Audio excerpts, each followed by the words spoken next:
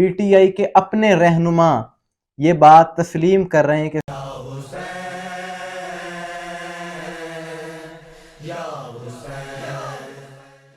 بسم اللہ الرحمن الرحیم، السلام علیکم مومنین اکرام، امید ہے آپ سب خیر و عافیت سے ہوں گے۔ آج کی اس ویڈیو میں ہم اس موضوع پر بات کریں گے کہ پاکستان میں مسلکی تعصب اور فرقہ واریت کس طرح سے پاکستان کی سیاست پر اثر انداز ہو رہی ہے، اور پاکستان میں موجود سیاسی جماعتیں کس طرح سے اپنے فیصلے اسی فرقہ واریت اور مسلکی تعصب کی لپیٹ میں آ کر کرتے ہیں، اس پریشر میں کرتے ہیں۔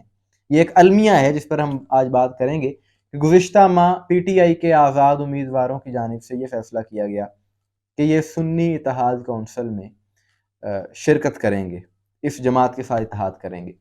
اور اس وقت اس فیصلے پر بہت سے لوگوں نے یہ بات کی، ہم نے بھی ویڈیو کی، کہ یہ کسی پریشر میں آ کر یہ عمل کر رہے ہیں، وگرنہ سنی اتحاد کونسل کے ساتھ اتحاد کرنے کا انہیں کوئی فائدہ نہیں ہوگا۔ یہ بات آن دی ریکارڈ موجود ہے۔ اور ایم ڈبلیو ایم کے ساتھ یہ لوگ اتحاد اس لیے نہیں کر رہے کیونکہ وہ ایک شیعہ جماعت ہے، اور اگر ان کے ساتھ اتحاد ہوتا تو ان پر شیعہ ہونے کا ایک لیبل لگ جانا تھا، ان پر لوگوں نے فتوی بازی کرنی تھی۔ اس وجہ سے انہوں نے ایم ڈبلیو ایم کے ساتھ اتحاد نہیں کی۔ اور ان کی اپنی جماعت میں کچھ ایسے لوگ موجود ہیں کہ جن کے تکفیری عناصر کے ساتھ تعلقات ہیں، اور وہ نہیں چاہتے کہ ایم ڈبلیو ایم کے ساتھ کبھی بھی ان کا اتحاد ہو۔ قصہ مختصر، وقت گزر گیا اور پی ٹی آئی نے سنی اتحاد کونسل میں شرکت کر لی۔ پھر انہوں نے الیکشن کمیشن کو مخصوص نشستوں کے حصول کے لیے درخواست دی، لیکن الیکشن کمیشن کی جانب سے یہ درخواست مسترد کر دی گئی، اور اس لیے مسترد کی گئی، لیگل بنیادوں پر مسترد کی گئی۔ ان کی جانب سے یہ کہا گیا کہ آپ اس کرائیٹیریے پر پورا نہیں اترتے کہ سنی اتحاد کونسل کی پارلیمان میں کہیں پر بھی کوئی موجودگی نہیں ہے، نہ قومی اسمبلی میں ان کی کوئی نشست ہے، نہ صوبائی اسمبلی میں ان کی کوئی نشست ہے، اور انہوں نے تو الیکشن میں حصہ ہی نہیں لیا۔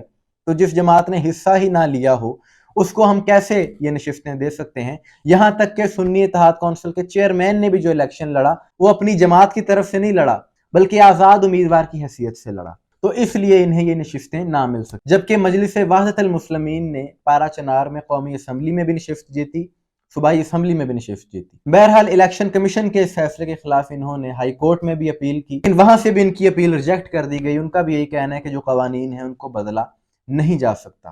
اور اب اس ساری صورتحال کے بعد پی ٹی آئی کے اپنے رہنما یہ بات تسلیم کر رہے ہیں کہ سنی اتحاد کونسل میں شرکت کرنا ہماری بہت بڑی غلطی تھی، بلکہ شیر افضل مروت نے گزشتہ رات ایک پروگرام میں یہ کہا ہے کہ ہم مجلس وحدت المسلمین کے ساتھ اتحاد کرنا چاہتے تھے، ہمارا یہی طے ہوا تھا، لیکن ہم فرقہ وارانہ دباؤ میں آ کر مجلس وحدت المسلمین میں شرکت نہ کر سکے، اور یہاں تک کہ مجھے دھمکیاں میز کالیں بھی آئیں۔ ان کی کیا گفتگو تھی آپ سنیں۔ دوسری بڑی غلطی کا ارتکاب اس وقت ہوا جب وحدت المسلمین کے ساتھ شمولیت کا فیصلہ ہوا، اور یہ بات جو ہے میڈیا کے ساتھ شیئر بھی کی گئی۔ اس کے بعد جو ہے وحدت المسلمین کے ساتھ شمولیت میں واحد جو مقصد رہا تھا وہ اپنی ریزرو سیٹیں بچانا تھی، لیکن اس کو فرقہ وارانہ یا مسلکی بنیادوں پہ جو ہے کچھ لوگوں نے اس پہ صرف یہ شروع کیا کہ مجھے مجھ سمیت پی ٹی آئی کی قیادت کو جو ہے تھریٹنگ میسیجز آنے لگے واٹس ایپ پہ، اور جس کے بعد جو ہے قیادت بیٹھی اور پھر ہم خان صاحب کے پاس گئے، اور خان صاحب نے پھر اس کا حل یہ بتایا کہ قوم کو جا کے پریس کانفرنس کے ذریعے بتائیں کہ ہمارا اس میں مسلکی نقطہ نظر کوئی نہیں ہے، ہم صرف اپنی سیٹیں بچانا چاہتے ہیں اور قوم یہ سمجھ جائے گی۔ لیکن پھر اچانک جو ہے وہ اسی تھریٹ کی وجہ سے جو ہے یہ فیصلہ ہوا کہ جی ہم سنی اتحاد کونسل میں شمولیت کرتے ہیں۔ یہ دو غلط فیصلے ہیں، اور ان کی ذمہ داران کا تعین ہونا چاہیے، کیونکہ 80 سے زیادہ سیٹیں جو ہیں وہ ہم ان غلط فیصلوں کی وجہ سے لوز کر گئے۔ آج پشاور ہائی کورٹ نے ہماری پٹیشن خارج کی، غیر ضروری لیٹیگیشن میں ہمیں جانا پڑا۔ اتنے نازک حالات میں ایسی غلطیوں کا ارتکاب ہونا جو ہے وہ میں سمجھتا ہوں کہ پارٹی کے ساتھ بہت بڑی زیادتی ہے۔ جی، تو آپ نے ان کی گفتگو سنی۔ اسی طرح سے شوکت یوسف زئی پی ٹی آئی کے رہنما، انہوں نے بھی یہی بات کی ہے، لیکن وہ ایک محاورہ ہے کہ اب پچھتانے کا کیا فائدہ کہ جب چڑیا چگ گئی کھیت، کہ یہ باتیں آپ کو پہلے کرنا چاہیے تھی۔ جس وقت یہ فیصلہ لیا جا رہا تھا اس وقت اگر آپ یہ بات کرتے تو شاید آپ کو اتنا بڑا نقصان نہ اٹھانا پڑتا۔ یعنی آپ اس بات پر غور کریں کہ ان ناسبیوں سے، تکفیریوں سے یہ برداشت نہیں ہو رہا تھا کہ ان کا اتحاد مجلس وحدت المسلمین سے ہو جائے، حالانکہ یہ کوئی مسلکی اتحاد نہیں تھا بلکہ ایک سیاسی اتحاد تھا، لیکن کیونکہ ایم ڈبلیو ایم ایک شیعہ جماعت ہے اس لیے انہیں اس بات کی بہت تکلیف تھی، اور انہیں تکلیف اس وجہ سے بھی بہت زیادہ تھی क्योंकि ये तकफीरी अनासर इस इलेक्शन में बुरी तरह से नाकाम हुए हैं हर जगह पर। इन्होंने पूरे मुल्क से एक नशिस्त भी नहीं जीती, हालांकि इन्होंने अपनी इलेक्शन कैंपेन के दौरान शिया मसलक के खिलाफ बहुत जहर उगला था, लेकिन उसके बावजूद भी एक सीट भी ना जीत सके। ये अनासर खुद भी बुरी तरह नाकाम हुए और ये पीटीआई वालों का भी इन्होंने बहुत ज्यादा नुकसान करवा दिया। और एक तरह से देखा जाए तो ये अच्छा हुआ कि जब आप इस तरह के अनासर के तकफीरी टोलों के पीछे लगेंगे तो फिर आपके साथ यही होना था कि हुकूमत में आने से पहले ही आप ये तकफीरी सोच के खिलाफ, जो कि कानून के भी खिलाफ है, दीन के भी खिलाफ है, उनके खिलाफ अगर आप स्टैंड नहीं ले सकते तो आप हुकूमत कैसे करेंगे।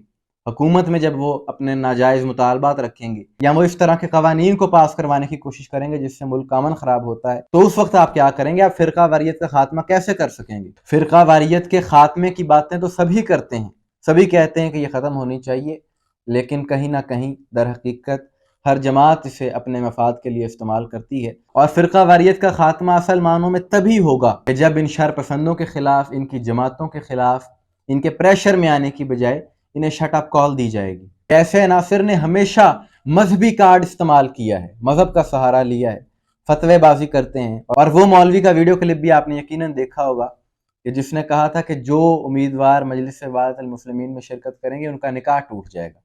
ये इसी इलेक्शन की बात है। और केपी में तो ख़ास तौर पर बहुत ज़्यादा ये मसलक की तासुब और फ़िरका वारियत पाई जाती है।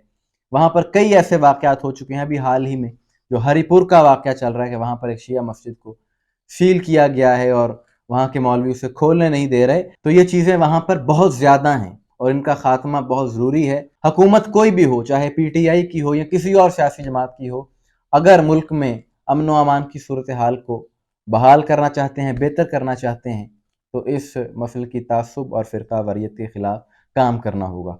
आपकी इस बारे में क्या राय है, कमेंट्स में ज़रूर बताइएगा। मुझे दुआ में याद रखिएगा। अस्सलाम वालेकुम व रहमतुल्लाह।